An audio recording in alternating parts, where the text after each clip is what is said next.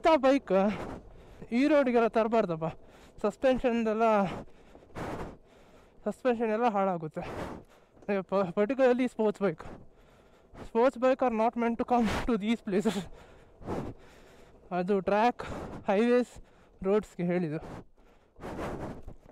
If you really want to experience coming to these roads, either buy an adventure bike or a naked bike.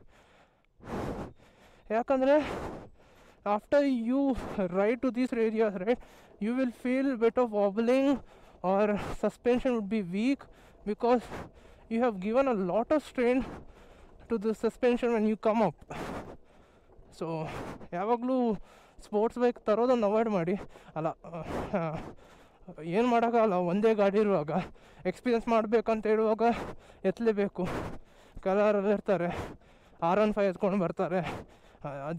ಇದೀಗ ನಾವು ಇದನ್ನು ಎತ್ಕೊಂಡು ಬಂದ್ವಿ, RR 310 ಈ ಗುಡ್ಡೆ ಪ್ರದೇಶಕ್ಕೆ. ತರೋಕ್ಕೆ ಏನು ಪ್ರಾಬ್ಲಮ್ ಇಲ್ಲ. But after this ride latest ಸ್ಟೇಜಸಲ್ಲಿ ಪ್ರಾಬ್ಲಮ್ ಆದರೂ ಆಗುತ್ತೆ, ಇಲ್ಲ ಆಗಲಿಲ್ಲ ಅಂದರೆ ತುಂಬ ಒಳ್ಳೆಯದೇ. ಬಟ್ ಆದರೆ ಸುಮ್ಮನೆ ತೊಗೊಂಡು ಹೋಗಿ ಹಾಳಾಗಿ ಥರ ಆಗುತ್ತೆ ನಿಮ್ಮ ಬೈಕ್. ಯಾಕಂದರೆ ಇದು ಬ್ಲಾಕ್ ಟೈರ್ಸ್ ಅಲ್ಲ, ರೇಡಿಯಲ್ ಟೈರ್ಸ್. ಸ್ವಲ್ಪ ನಿಮ್ಮದು ಟೈರ್ ಸ್ವಲ್ಪ ಸ್ಮೂತ್ ಇರುತ್ತೆ. ಇಂಥ ರೋಡಿಗೆ ಈಗ ನಂದು ಡ್ಯೂಕ್ ಆಗಲಿ, ಮೆಜ್ಜಿಲರೋ ಸ್ವಲ್ಪ ಸಾಫ್ಟ್ ಟೈರ್ಸ್. ಇಂಥ ರೋಡಿಗಲ್ಲ. ಅದಕ್ಕೆ ಹೊಸ್ಕೋಣ ಸ್ವಾಟ್ ಪಿಲಿಯನ್ ಇದು 401 ಇದು ಪೆರೆಲೆ ಟೈರ್ಸ್, ಸ್ಕಾರ್ಪಿಯನ್ ಟೈರ್ಸ್ ಇದೆಲ್ಲ, ಅದೆಲ್ಲ the best tyres for these roads. ಇಲ್ಲ ಗಾಡಿ ಪಕ್ಕ ಹಾಳಾಗುತ್ತೆ. So make sure